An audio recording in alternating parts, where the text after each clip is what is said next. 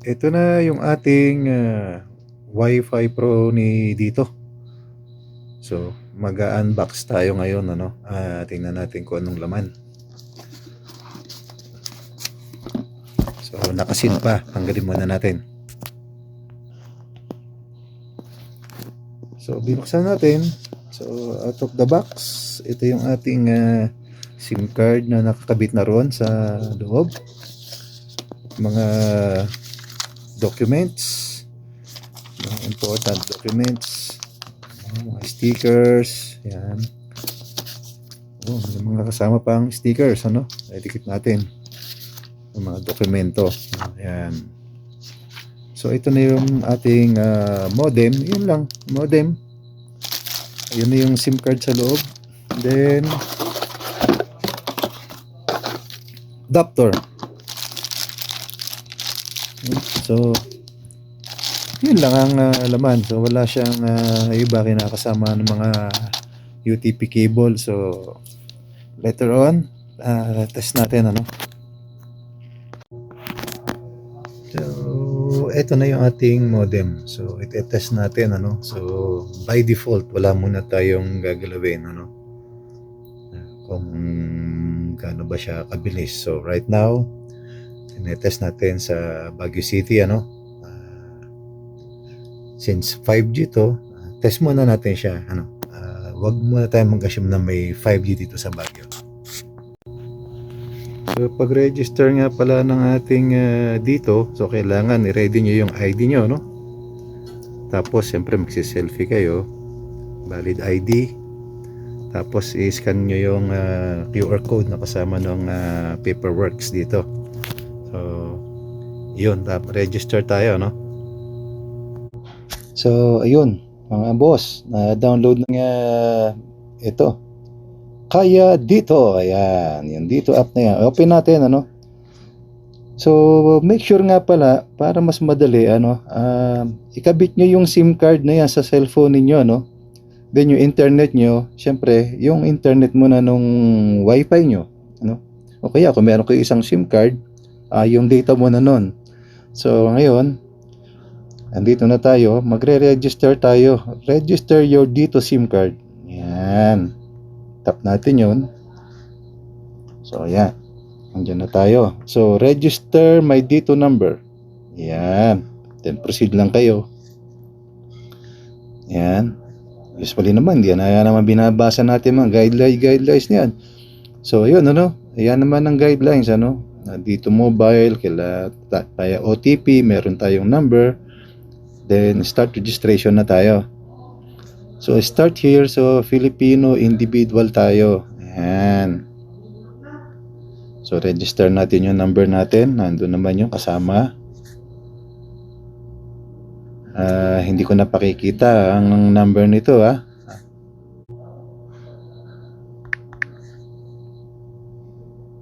Then, verify.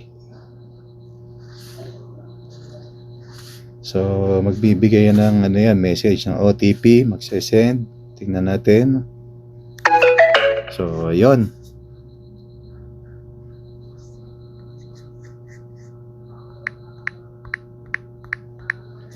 Submit lang. So, verified. Proceed. So, upload your ID. Select tayo ng ID. So, SSS yung gagamitin ko. So, upload your SSID. Take photo.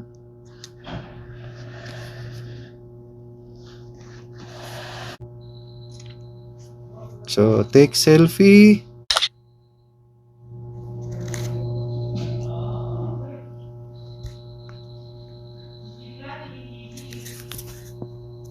Then, proceed. Okay.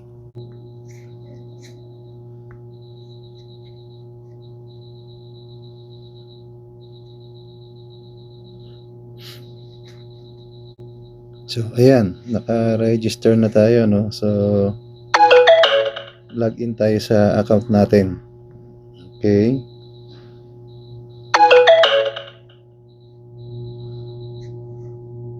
So, yung number natin,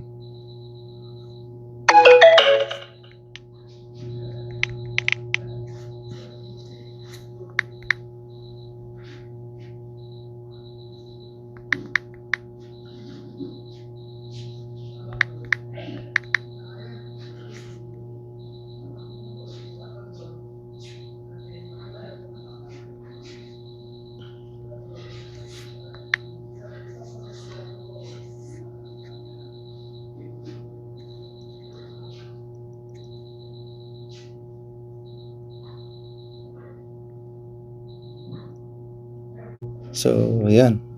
Confirm lang naman tayo. Confirm, then mag-proceed. So, ayan na. So, ito na. Ang ating account. Huh? Unlimited data, view details. Ayun. Okay. So, finally, natapos na natin yung registration, yung password, at saka naman yung Wi-Fi ay ano niyan ay nakita mo naman sa ilalim. So by default sa ilalim nun. So i-connect na natin yung Wi-Fi natin. Dalawa yung lumalabas na SSID So pareho nating testingin yung speed niya. Kung goods ba siya. So by default lang muna. Wala pa tayong gagalawin, So dito muna tayo sa isang SSID niya. So yung phone ko nga pala disclaimer lang, hindi 5G ready. So check lang natin yung speed niya. Ano ba yung pinagkaiba ng dalawang SSID? So medyo gapang itong una. Yung unang SSID niya gapang. So nag-e-error.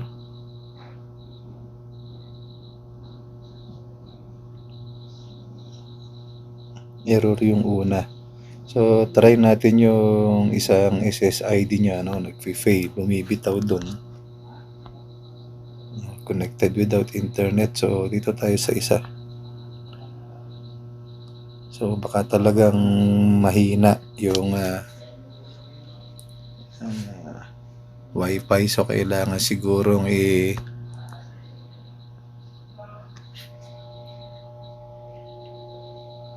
i-band lock muna siya. So whatever. So kasi by default meron naman na daw tong laman, meron namang unlimited data daw to. So try tayo ulit mag-speed test.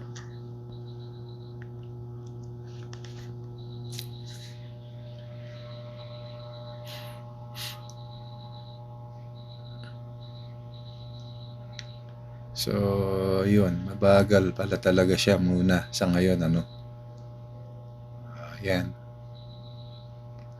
So baka hindi pa ayos yung ating band locking feature. So naka-default. So mamaya tingnan natin kung ano ba ang kanyang default na band. So may band locking daw to feature. So kakalkalin natin yan later on. Tingnan natin.